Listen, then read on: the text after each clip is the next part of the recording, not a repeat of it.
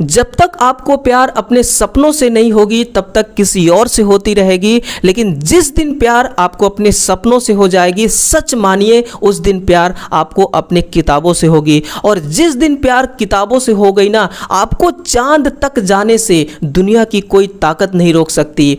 दोस्तों, ये बात कहते हुए बड़ा गर्व महसूस होता है कि हम एक हिंदुस्तानी हैं और हमारा देश वहां तक पहुंच चुका है, इस धरातल का कोई भी देश जहां तक नहीं पहुंचा है ना। इसलिए एक बार उन सभी साइंटिस्ट को, उन सभी इंजीनियर्स को और उन सभी कर्मचारियों को मेरा सत सत प्रणाम है, मेरा सत सत नमन है और गर्व महसूस होता है हमें, है ना।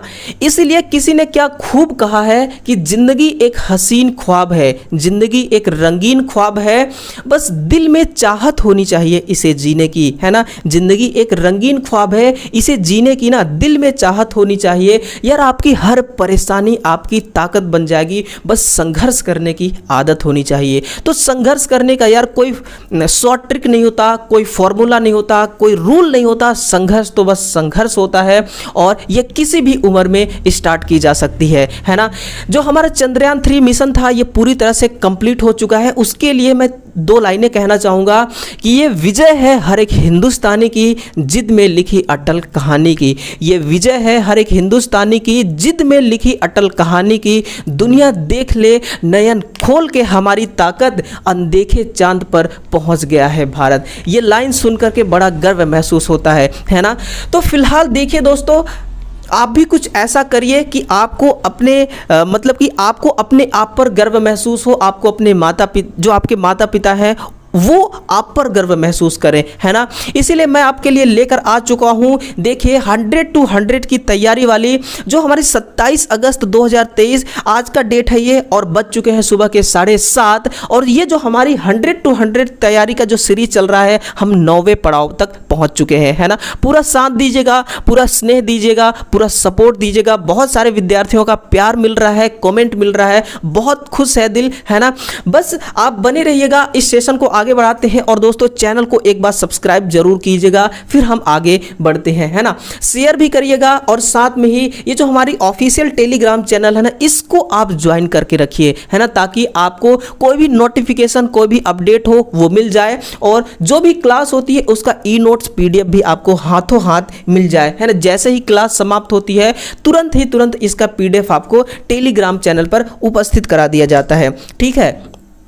देखिए, पहला क्वेश्चन इस 27 अगस्त का पहला क्वेश्चन आप सभी के बीच उपस्थित है और अर्थिंग से रिलेटेड बड़ा शानदार सा क्वेश्चन है ना। पढ़ता हूं इस क्वेश्चन को।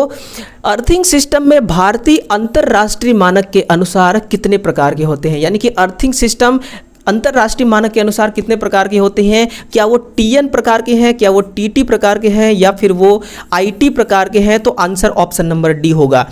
देखिए, इसमें 3 लेटर का यूज किया गया है, TIN, है ना। कौन सा? पहला है TI और N। हर अक्षर का मतलब मैं आपको बताऊंगा। देखिए, इसमें जो पहला अक्षर होगा, है ना, इसमें जो पहला अक्षर होगा, पहला अक्षर क्या बताती है? ये बताती है कि कोई भी आपकी ट्रांसफार्मर हो या फिर हो जनरेटर, या फिर क्या हो, या फिर हो जनरेटर, कोई ट्रांसफर हो या जनरेटर हो, इसमें क्या होना चाहिए कि जो आपकी देखिए, पहला अक्षर क्या बताए? कोई ट्रांसफार्मर हो, कोई जनरेटर हो, है ना। इसमें जो अर्थ है और जो अर्थ है इसको पावर सप्लाई के साथ कनेक्ट करो। किसके साथ? पावर सप्लाई के साथ क्या करना चाहिए? कनेक्ट करना चाहिए, है ना। यानी कि पहला अक्षर क्या बताता है कि कोई ट्रांसफार्मर हो, कोई जनरेटर हो, इनमें अर्थ और पावर सप्लाई को कनेक्ट कर दो। इसका पहला अक्षर ये बताता है। और दूसरा अक्षर क्या बताती है हमारी? दूसरा जो अक्षर है उसका कहना है भैया कि जो जैसे कि आपका ट्रांसफार्मर ही हो गया, है ना, ट्रांसफार्मर हो गया और जनरेटर हो गया, इसमें जो अर्थिंग है ना, जो अर्थ है इसको इलेक्ट्रिक डिवाइस के साथ कनेक्ट करो। इसको किसके साथ कनेक्ट करो? इलेक्ट्रिक डिवाइस के साथ कनेक्ट करो, है ना। तो पहला अक्षर ये बेसिकली बताता है और दूसरा अक्षर ये बताती है। इसमें से आप देखिए, जो T है ना, इस T का मतलब क्या होता है ना। T का मतलब होता है कि जो आपका पॉइंट है ना, जहां पर अर्थिंग करना है, पॉइंट को सीधा और सीधा अर्थ के साथ कनेक्ट कर दो, है ना। T का मतलब है पॉइंट को सीधा और सीधा अर्थ के साथ कनेक्ट कर दो। और यहां पर I का मतलब होता है कि जो आपका अर्थिंग होती है ना, अर्थ में नो ज्वाइंट, अर्थ में नो ज्वाइंट, यानी कि अर्थिंग में कोई ज्वाइंट नहीं होना चाहिए, है ना। ये बहुत अच्छी बात है क्योंकि हम इंटरनेशनल स्टैंडर्ड की बात कर रहे हैं, तो कोई ज्वाइंट नहीं होना चाहिए। और टी का मतलब है पॉइंट को अर्थ से कनेक्ट कर दो, है ना। एक बच्ची एन, एन का मतलब है कि जो न्यूट्रल तार है ना, न्यूट्रल को क्या करो, न्यूट्रल को अर्थ से जोड़ दो, न्यूट्रल को अर्थ से जोड़ना, है ना मेरे भाई, न्यूट्रल को अर्थ से जोड़ना। एक बार और दोबारा आप सुनिएगा, ये बड़ा दोस्तों इंटरेस्टिंग क्वेश्चन है, ये आपके एग्जाम के लिए बहुत काम आएगा। पहला अक्षर, किसका पहला अक्षर, जैसे कि देखिए ये टी है ना, और सेम है टी, तो पहला अक्षर किसको बताएगा कि ट्रांसफार्मर जनरेटर में अर्थ को पावर सप्लाई के साथ कनेक्ट कर दो। और दूसरा अक्षर आई क्या बता रही है कि ट्रांसफार्मर जनरेटर में अर्थ को इलेक्ट्रिक डिवाइस के साथ कनेक्ट कर दो, है ना। इलेक्ट्रिक डिवाइस कहने का मतलब ट्रांसफार्मर की बॉडी के साथ कनेक्ट कर दो, है ना। इसमें से टी का मतलब मैंने बताया, आई का मतलब बताया, एन का मतलब बताया। लीजिए इसका पीडीएफ भी आपको मिल जाएगा, है ना, पीडीएफ भी आपको मिलेगा। ज्वाइन कीजिएगा हमारे टेलीग्राम चैनल को, ठीक है दोस्तों। आदेश दीजिएगा। अगले क्वेश्चन की ओर बढ़ते हैं कि बैटरी को सदैव किस स्थान में इंस्टॉल करना चाहिए, क्या वो बिल्कुल ड्राई प्लेस होना चाहिए, या विंडी प्लेस होना चाहिए, या फिर नमी युक्त स्थान होना चाहिए, है ना। तो देखिए नमी युक्त स्थान तो बिल्कुल भी हमें भी पसंद नहीं है, ये सूखा स्थान होना चाहिए और हवादार स्थान होना चाहिए ना, इसलिए ऑप्शन नंबर डी सही होगा, ए और बी दोनों करेक्ट। देखना सूखा स्थान हो और हवादार स्थान हो, है ना, इसलिए ऐसा कहा जाता है क्योंकि हम बैटरी को क्या करते हैं, हम मेंटेनेंस करते हैं।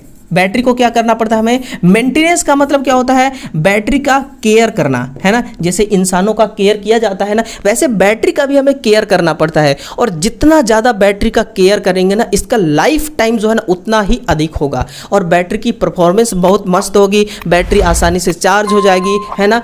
और कभी भी देखिए मेंटेनेंस में और भी बहुत सारे पॉइंट हैं, जैसे कि इसको हाई रेट करंट से चार्ज नहीं करना चाहिए, हाई रेट करंट से डिस्चार्ज नहीं करना चाहिए, है ना। बैटरी को कभी गिराना नहीं चाहिए, इलेक्ट्रोलाइट को समय समय पर चेंज करते रहना चाहिए, मतलब कि खत्म हो जाए इलेक्ट्रोलाइट तो दूसरा डालते रहना चाहिए, प्लेटें जो है ना वो सूखने ना पाए, है ना। तो मेंटेनेंस में वीकली मेंटेनेंस, है ना, इसमें डेली मेंटेनेंस तो कुछ नहीं आती, वीकली मेंटेनेंस, मंथली मेंटेनेंस, और फिर आपका होता है एक ईयरली मेंटेनेंस। तो ये सारी चीज़ों पर आपको क्या करना होता है, ध्यान देना होता है। किसी साइकिल में करंट या वोल्टेज के उच्चतम मान को क्या कहा जाता है, what is the highest value of current of the voltage A cycle called, है ना। देखिए क्या होता है कि जो एम्पलीट्यूड है ना, ये बात बेसिकली इसी की कर रही है। मैं आपको एक बेसिक फॉर्मूला से समझाता हूं, आपको बड़े ही आसान भाषा में समझ में आ जाएगी, है ना। देखिए ये क्या है, ये कोई जनरेटर है ना, ये क्या है, एक जनरेटर है। जनरेटर का यहां पर है एन पोल, यहां पर है एस पोल। अब देखिए इसी एन और इसी एस पोल के बीचों बीच हमें क्या रखना है, एक कॉइल रखना है, इस प्रकार से, है ना। ये हमने क्या रख दिया, ये हमने एक कॉइल रख दिया। अब इसमें से जो मैग्नेटिक लाइंस निकलेगी वो एन से निकलेंगी और किधर जाएंगी, एस की तरफ जाएंगी, है ना, इस प्रकार से। समझिएगा एम्पलीट्यूड बेसिकली होता क्या है, ये क्या है, एक मैग्नेटिक लाइंस है जो एन से निकल करके एस की तरफ जा रही है। आप यहां पर देख पा रहे होंगे कि जो मैग्नेटिक लाइंस है ये, और ये जो कंडक्टर है ये, इन दोनों के बीच में देखिए ऐसा, इन दोनों के बीच में क्या बन रही है, 90 डिग्री का एंगल बन रही है। और जब 90 डिग्री का एंगल बनेगी तो ये जनरेटर जो वेव फॉर्म जनरेट करेगा ना, उस टाइम पर जब ये 90 डिग्री पर होगा इन दोनों के बीच का कोण, उस टाइम पर वोल्टेज कहां पर होगी, मैक्सिमम पर होगी। कहां पर, मैक्सिमम पर। कहां पर होगी, मैक्सिमम पर, जिसको हम कहेंगे Vm या फिर Im, Vm या फिर Im, है ना। वही कहलाता है आपका एम्पलीट्यूड, ठीक है। आरएमएस मान किसको कही जाती है, तो आरएमएस मान देखिए, जैसे कि आपने 10 एम्पियर का कोई डीसी करंट दिया है, 10 एम्पियर का क्या दिया, डीसी करंट दिया, तो इसमें से 5 जूल का उष्मा उत्पन्न हुआ। कितना, 5 जूल का उष्मा उत्पन्न हुआ। अब कितना एम्पियर आप एसी सप्लाई देंगे कि वो भी 5 जूल का हीट जनरेट कर सके। और ऐसा तो है नहीं कि डीसी को भी आप 10 एम्पियर ही देंगे, एसी को भी आप 10 एम्पियर ही करंट देंगे, है ना। एसी जो है वो 10 एम्पियर होगा, ऐसा तो है नहीं, क्योंकि इसमें डिफरेंस होता है। तो आपको मान लीजिए एग्जाम्पल के लिए यदि 12 एम्पियर का एसी करंट देना पड़ रहा है, तो फिर 12 एम्पियर और एसी डीसी का 10 एम्पियर ये दोनों इक्वल होंगे और ये 5 जूल का हीट जनरेट कर पाएंगे, है ना। उसी को कही जाती है आरएमएस मान। फ्रीक्वेंसी किसको कहती है, कहते हैं फ्रीक्वेंसी क्या होता है, एक वाइब्रेशन होती है और कुछ नहीं। क्या होती है, एक वाइब्रेशन होती है ना, एक कंपन होती है जो फ्रीक्वेंसी कहलाती है ना, ये होता है। और झटका हमें फ्रीक्वेंसी ही देती है, ध्यान रखिएगा, झटका हमें फ्रीक्वेंसी ही देती है, ठीक है ना। जितना ज़्यादा फ्रीक्वेंसी होगी है ना, झटका उतना कम लगता है। जितना कम फ्रीक्वेंसी होगी, फ्रीक्वेंसी का मतलब सीधे टाइम से है, ये टाइम के जस्ट उल्टा चलती है ना। एक बैटरी है, एक डायोड है, उसको बैटरी के पॉजिटिव टर्मिनल से कैसे कनेक्ट करेंगे और बैटरी के निगेटिव टर्मिनल से कैसे कनेक्ट करेंगे कि वो फॉरवर्ड बायस कहलाने लगे। बेसिकली कहने का मतलब ये है ना। आप देखिए, आप यहाँ पर अपना कॉन्सेप्ट क्लियर कर सकते हैं। ये है P और ये है N प्लेट, है ना, और बैटरी का है ये पॉजिटिव, ये निगेटिव, ये पॉजिटिव, ये निगेटिव, है ना। इसका कनेक्शन अपन को करना है, तो हम क्या करेंगे, ऐसे कनेक्शन करेंगे। इस कनेक्शन को बेसिकली क्या कही जाएगी, यह है माइनस, ये है प्लस, इसको कही जाएगी फॉरवर्ड बायस कनेक्शन। क्या कहेंगे, फॉरवर्ड बायस कनेक्शन। इसमें धारा का प्रवाह कैसे होगा वो देखिए। इसमें धारा का प्रवाह यूँ होगा कि बैटरी का ये जो निगेटिव पॉइंट है, ये बैटरी का क्या है, निगेटिव पॉइंट, इस पॉइंट से फ्री इलेक्ट्रॉन एमिट होंगे और ये इलेक्ट्रॉन किधर जाएंगे, ये इलेक्ट्रॉन देखिए जाएंगे एन प्लेट की ओर। तो बैटरी का निगेटिव पॉइंट और इस डायोड का एन वाला जो प्लेट है, एन वाला जो सिरा है, यहां से लेकर यहां तक धारा का प्रवाह किसके कारण होगा, तो मुक्त इलेक्ट्रॉन के कारण होगा, है ना। अब ये जो मुक्त इलेक्ट्रॉन है, जब ये इस जंक्शन के पास पहुंचेगी, जब ये कहाँ पहुंची, इस जंक्शन के पास पहुंचेगी, तो ये क्या हो जाएगी, ये संयोजी इलेक्ट्रॉन बन जाएगी। ये क्या हो जाएगी, ये संयोजी इलेक्ट्रॉन हो जाएगी। और संयोजी इलेक्ट्रॉन जब इसमें क्या है, इस P वाले प्लेट में क्या है, इसमें होल है, इसमें क्या है, होल्स हैं, है ना, इसमें होल्स हैं। ये संयोजी इलेक्ट्रॉन होल्स के साथ मिल जाएंगी और फिर P प्लेट से लेकर बैटरी के पॉजिटिव प्लेट तक ये होल के कारण विद्युत धारा का प्रवाह होगा। किसके कारण, होल के कारण, है ना। इसी को कही जाती है फॉरवर्ड बायसिंग। दोबारा थोड़ा सा सुनिए कि जैसे हम बैटरी के साथ इस डायोड को फॉरवर्ड बायस में कनेक्ट करते हैं, बैटरी के निगेटिव टर्मिनल से इलेक्ट्रॉन एमिट होते हैं और फिर N प्लेट तक जाते हैं, यानी कि यहां से लेकर यहां तक विद्युत धारा का प्रवाह मुक्त इलेक्ट्रॉन के कारण हो रही है। यही मुक्त इलेक्ट्रॉन जब इस जंक्शन से टकराते हैं तो जंक्शन के उस पार होल है, ये होल के साथ संयोजी मतलब कि कॉम्बिनेट हो जाते हैं, संयोजित हो जाते हैं, जिसे हम संयोजी इलेक्ट्रॉन का नाम दे देते हैं। और यहां पर क्या बैठा हुआ है, होल बैठा है, और विद्युत धारा का प्रवाह फिर इधर होल के कारण होने लगेगा, है ना। तो पहले क्या होगा, एनोड, देखिए, है ना, इसको ध्यान से पढ़ेंगे तो अग्रबायस में बैटरी का धनात्मक सिरा डायोड के एनोड से और एनोड से बैटरी का ऋणात्मक सिरा डायोड के कैथोड से, है ना। एनोड को हम कहते हैं पॉजिटिव और कैथोड को कही जाती है निगेटिव, है ना। कैथोड को क्या कहते हैं, नेगेटिव कहते हैं। एन प्रकार के अर्धचालक में धारा का प्रवाह कैसे होता है, मैंने अभी बता दिया आपको, मुक्त इलेक्ट्रॉन के कारण। किसके कारण, मुक्त इलेक्ट्रॉन के। अब इलेक्ट्रॉन का खोज किसने किया था, है ना। इनके खोजकर्ता कौन है, इनके खोजकर्ता कौन है, तो ये खोजकर्ता है जे थॉमसन। कौन है, जे थॉमसन। इलेक्ट्रॉन का खोज जे थॉमसन ने किस मॉडल में किया था, तो उसको जानिए, वो था प्लम पुडिंग मॉडल। वो कौन सा मॉडल था, प्लम पुडिंग मॉडल, है ना। प्लम पुडिंग मॉडल बेसिकली है क्या, ये एक तरबूज था। ये क्या था, एक तरबूज, है ना, जिसे अपन खाते हैं, जिसे अपन क्या करते हैं, खा लेते हैं, है ना। हम तरबूज को खा लेते हैं, लेकिन जे थॉमसन भाई साहब, जे थॉमसन सर क्या किए कि इसी तरबूज की सहायता से इन्होंने इलेक्ट्रॉन का खोज कर डाला, है ना। प्लम पुडिंग मॉडल किसका था, वो था जे थॉमसन का। ये किसके खोज करता है, ये इलेक्ट्रॉन के खोज करता है। और इनमें निगेटिव आवेश होता है इलेक्ट्रॉन के अंदर। इलेक्ट्रॉन के अंदर कौन सी आवेश होगी, निगेटिव आवेश होगी, है ना। तो ये सारी बातें हैं। पॉजिट्रॉन के अंदर कौन सी चार्ज होती है, इसके अंदर देखिए पॉजिटिव आवेश होती है। कैसा ये चार्ज स्टोर करके रखती हैं, पॉजिटिव चार्ज। जस्ट इलेक्ट्रॉन के उल्टा होते हैं, है ना। कमेंट करके बताइए कि अगर आपका इलेक्ट्रॉन इस डायरेक्शन में जा रही है, यानी कि आपका इलेक्ट्रॉन जैसे कि नेगेटिव से पॉजिटिव तरफ की जा रही है, तो विद्युत धारा का प्रवाह किधर होगी, है ना। ये बताइए आप। डायोड में संधि का तापमान बढ़ने के कारण विद्युत शक्ति का हीट के रूप में क्षय होने लगता है, जिसे निजात पाने के लिए क्या माउंट किया जाता है, कूलेंट, हीट सिंक, इंक्यूबेटर या फिर आइस, है ना। आपके लिए एक तस्वीर है, इस तस्वीर को बिल्कुल ध्यान से देखिए। ये क्या है, ये एक आपकी बोर्ड है। कौन सी बोर्ड है, ये इलेक्ट्रॉनिक बोर्ड है। ये कौन सी बोर्ड है? ये आपकी इलेक्ट्रॉनिक बोर्ड है ना, इलेक्ट्रॉनिक बोर्ड है। ये इलेक्ट्रॉनिक बोर्ड है। इस इलेक्ट्रॉनिक बोर्ड में दुनिया भर की इलेक्ट्रॉनिक कंपोनेंट्स लगे होते हैं, जैसे आईसी चिप हो गया, जैसे आईसी हो गया है ना, कैपेसिटर, इंडक्टर, सेंसर भी लगे होते हैं। तो ये जो सेंसर वगैरह है, ये जो थायरिस्टर है, ये सब एससीआर वगैरह ना, ये हाई टेम्परेचर पर देखिए काम नहीं करते, इनका एक लिमिट होता है ना। और जब भी देखिए इसको हम इलेक्ट्रिक सप्लाई देंगे तो इलेक्ट्रॉन जो होते हैं ना आपस में टकराते रहते हैं, जिसके कारण हीट जनरेट होता है ना। और इस कंपोनेंट में जैसे ही लोड बढ़ता है ना तो हीट जनरेट होते हैं, और बेसिकली हीट जनरेट होने से क्या होगा कि तापमान बढ़ जाएगी, जिससे ये कंपोनेंट खराब हो सकते हैं ना। तो इसके लिए हम क्या लगाते हैं, ये जो व्हाइट कलर का आपको दिखाई दे रहा है, इसको हम कहते हैं हीट सिंक। इसको हम क्या कहते हैं? Heat sink. ये हीट सिंक किस पदार्थ का बना होता है? ये बना होता है आपका ढलवा एल्यूमिनियम का। ये किसका बना होता है? ये ढलवा एल्यूमिनियम का बना होता है। जैसे ही यहाँ हीट जनरेट होती है वैसे ही ये ढलवा एल्यूमिनियम इसको एब्जॉर्ब कर लेता है और ये वातावरण में छोड़ देता है। आपने कई बार देखा होगा, देखिए आप कई बार देखे होंगे कि जो आपका लैपटॉप सिस्टम है, उस लैपटॉप सिस्टम के आप लेफ्ट तरफ या राइट तरफ देखेंगे तो उसमें एक फैन लगी होती है। वो फैन बाहर गर्म हवा निकालती रहती है ना, तो वो हीट सिंक से ही गर्म हवा को निकालती है। ठीक है ना, ठीक है ना। तो इसका आंसर क्या हो जाएगा? Heat sink. इंक्यूबेटर क्या है? ये पोल्ट्री फॉर्म में इसको हम प्रयोग लेते हैं। कहां पर?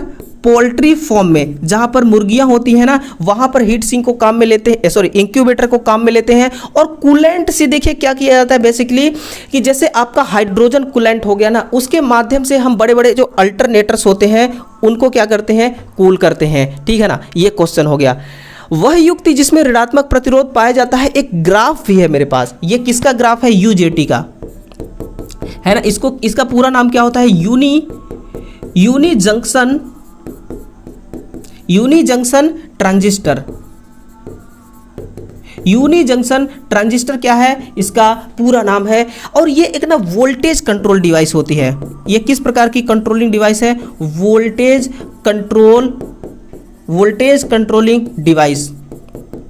लेकिन वोल्टेज कौन से पावर का वोल्टेज ये कंट्रोल करती है? ये डीसी पावर का। किसका? डीसी पावर का वोल्टेज कंट्रोल करती है। यूनी जंक्शन ट्रांजिस्टर इसका पूरा नाम है ना। देखिए इसमें जो एमीटर वाला टर्मिनल होता है ना, इसमें जो एमीटर टर्मिनल होता है, उस टर्मिनल का जब हम करंट बढ़ाते हैं तो वोल्टेज उसी टर्मिनल का ना डाउन हो जाती है। वोल्टेज डाउन हो जाती है उसी एमीटर टर्मिनल का, जिसे हम कहते हैं, जब वोल्टेज डाउन होने लगती है ना, उसी को हम कहते हैं कि नेगेटिव रेजिस्टेंस फील्ड। देखिए जब तक आपके डायोड में यहां से लेकर यहां तक का जो वोल्टेज लेवल है, वोल्टेज का ग्राफ है, वो चलेगी, तब तक वो कट ऑफ रीजन में आपका काम करेगा। लेकिन जैसे ही आपका ग्राफ गिरने लगेगा यूजेटी का, तो वो निगेटिव रीजन में काम करने लगेगा। और ये ग्राफ फिर से जब उठने की कोशिश करेगा, यानी कि कहने का मतलब कि अब आप कितना भी एमीटर करंट बढ़ाइए लेकिन वोल्टेज का मान नहीं बढ़ेगा, तो फिर उसको कही जाती है सैचुरेशन रीजन, है ना।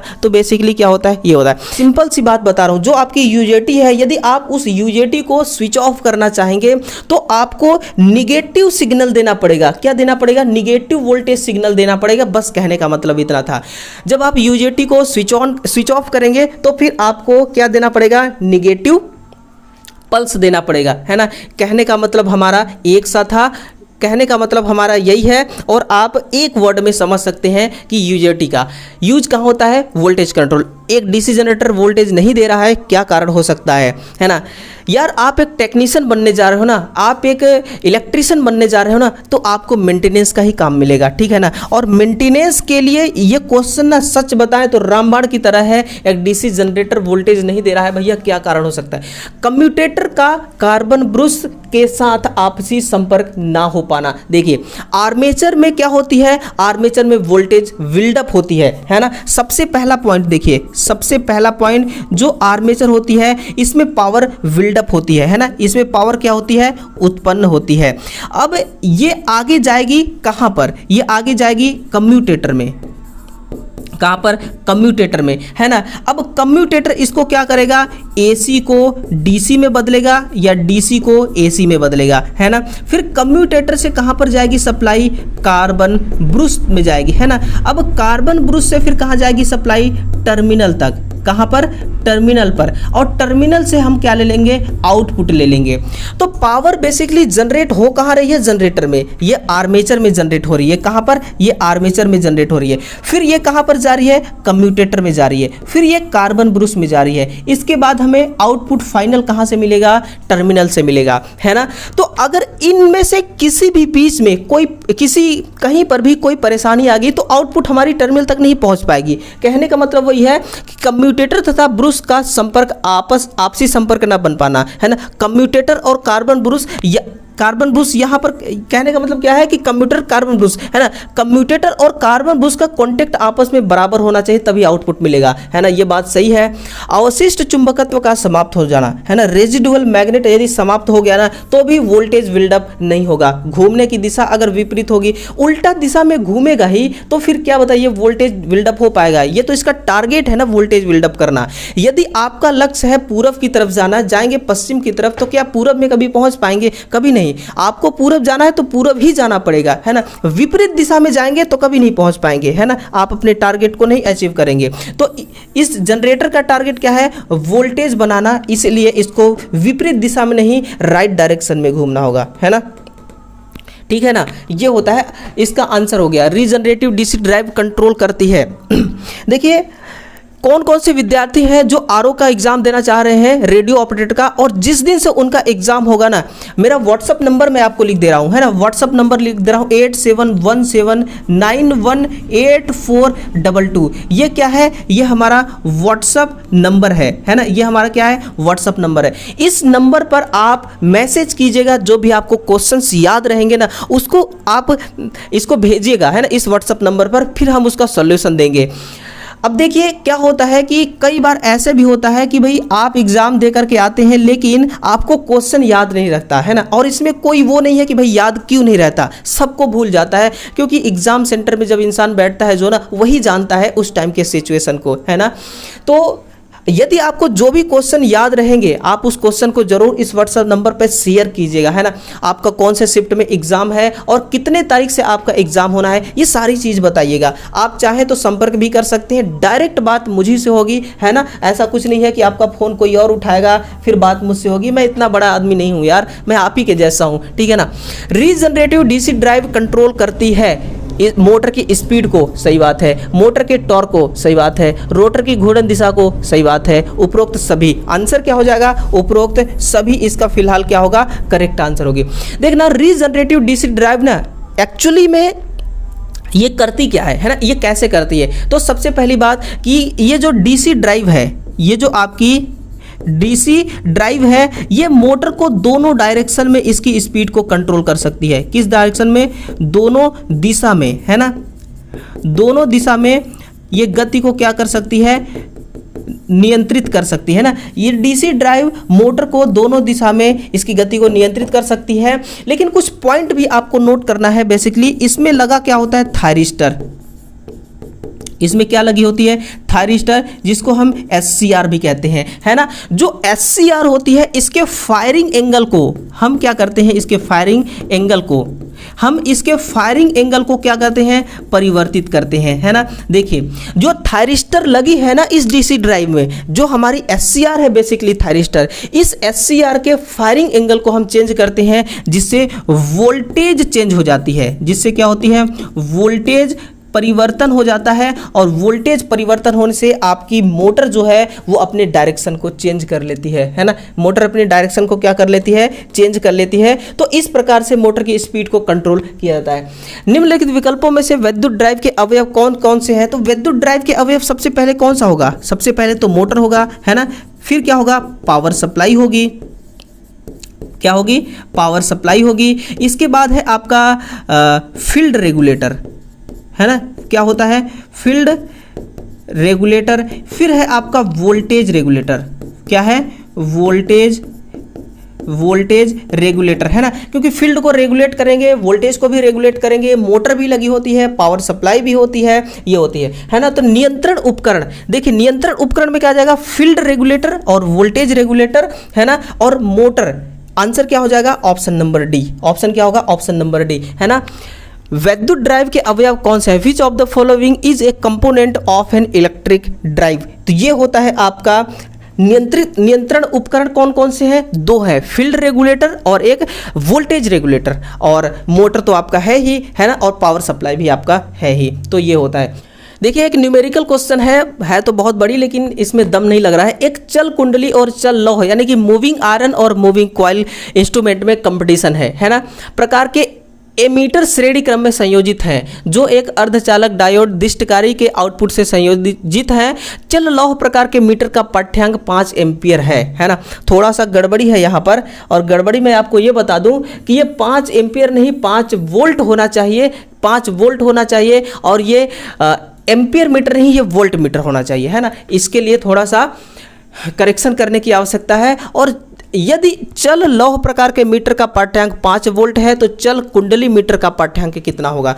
देखिए जो आपकी हाफ वेव रेक्टिफायर होती है ना, जो आपकी हाफ वेव रेक्टिफायर होती है, इसमें क्या होता है, VRMS के लिए एक फॉर्मूला होती है Vm बटा √2। √2 का मान कितना होता है माय डियर? 1.414। आप Vm कितना मिल रहा है आपको? 5 बटा 1.414। इसको जब आप सॉल्व करेंगे तो पाएंगे 3.53 वोल्ट, है 3.53 वोल्ट। यहाँ पर भी सब वोल्ट होगा, यहाँ पर भी सारे में वोल्ट होगी, है ना, ये हो जाएगा। देखिए थोड़ा सा करेक्शन करने की आवश्यकता है यार, टाइपिंग के समय हो जाता है गलतियां, है ना। गलतियां से हमें डरना नहीं है, घबराना नहीं है, बस गलतियों से हमें सीखते रहना है। वैद्युत शक्ति का संचरण या वितरण होते समय मिक्स दोष या सम्मिलित दोष आने का मुख्य कारण क्या हो सकता है? ध्यान रखिएगा, फॉल्ट तो सभी ऑप्शन में दे रखे हैं, लेकिन ये अलग अलग प्रकार के फॉल्ट हैं, है ना। कौन सा फॉल्ट? आपको सम्मिलित फॉल्ट को ढूंढना है ना। ऑप्शन नंबर डी को आप जब देखिए ना, ग्लाइडर या हेलीकॉप्टर, है ना, हेलीकॉप्टर तो सबको पता है एरोप्लेन है, ग्लाइडर क्या है? वो भी एक एरोप्लेन है। जैसे बाइक देखते हैं आपकी, एक सिंपल सी बाइक होती है और एक बहुत स्टाइलिश बाइक होती है ना, बस वैसे ही ग्लाइडर भी है। हेलीकॉप्टर एरोप्लेन है बट बहुत सिंपल एरोप्लेन है, लेकिन ग्लाइडर बड़ा ब्यूटीफुल और बहुत आकर्षक दिखने वाला ये एरोप्लेन है ना, बहुत स्टाइलिश एरोप्लेन है, बट है दोनों एरोप्लेन। जब ये सिरोपरी लाइन में टकरा जाएंगे ना, वही कारण बन जाएगा सम्मिलित फॉल्ट आने का। ठीक है, तो आंसर क्या होगा हमारा? Option number D. Option number A कह रहा है यांत्रिक आघात के कारण। बी कह रहा है अधिक झोल की उपस्थिति में तेज हवा से झूलते हुए चालकों के जुड़ने के कारण। डी है, सी है किसी वृक्ष अथवा उसकी टहनी के सिरोपरी लाइन चालकों से जुड़ जाने के कारण, है ना। ये सारा केस होता है, लेकिन ये शॉर्ट सर्किट, ऐसे में क्या होता है, शॉर्ट सर्किट फॉल्ट होता है, ये मिक्स्ड फॉल्ट नहीं होता। तो मिक्स्ड फॉल्ट के लिए क्या होगा कि जब ग्लाइडर या हेलीकॉप्टर जब कोई टकराएगा, है ना, इसके और भी सारे एग्जाम्पल हैं, ठीक है ना। 30 इंच प्लाज्मा रंगीन टीवी में सामान्यतः बिजली कितनी खपत होगी? बस आप इसको याद कर लो, है ना, ये एक डेटा ऐसा है आप याद ही कर लो बस, बाकी इसमें आपको फॉर्मूला लगाने की आवश्यकता नहीं है। 30 इंच का एक रंगीन टीवी है, कितना बिजली खाएगी? तो 150, कितना था, 150 वाट ना, 150 वाट।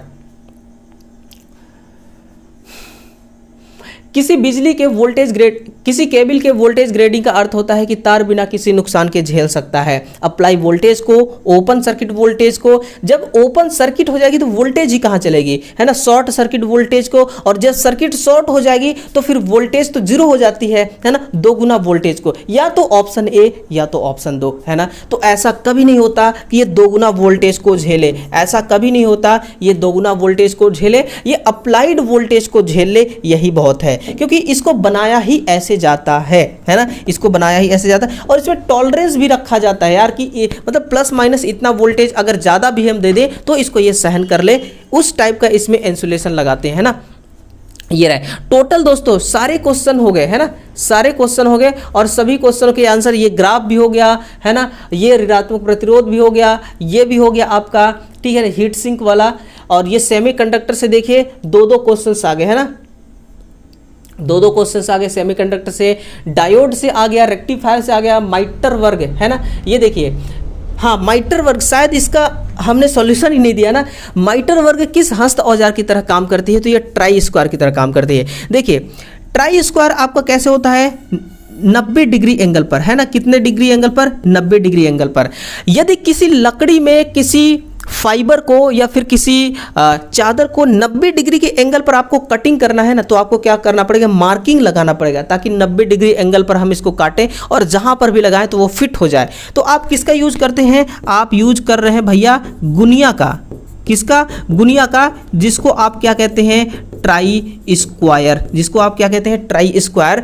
लेकिन जब आपको 45 डिग्री एंगल या 135 डिग्री एंगल पर आपको कटिंग करना है ना, तो आप किसको यूज करेंगे, माइटर वर्ग का आप यूज करेंगे। फिर आप किसका यूज करेंगे, आप माइटर वर्ग, है ना, आप किसका, माइटर वर्ग यानी कि माइटर स्क्वायर का यूज करेंगे और वो होता है आपका ट्राई स्क्वायर। पैमाना से आप लंबाई मापते हैं, है ना, पाइप वाइज से आप क्या पढ़ते हैं, जो गोले आकार में, जो सिलेंडर आकार में जो भी आपकी पाइप वगैरह होती हैं वो पकड़ते हैं, है ना। ये बाकी सारी चीज़ एक ही क्वेश्चन रह गया था और सबसे जानदार क्वेश्चन आपका यही था, है ना, अर्थिंग सिस्टम वाले, ठीक है ना।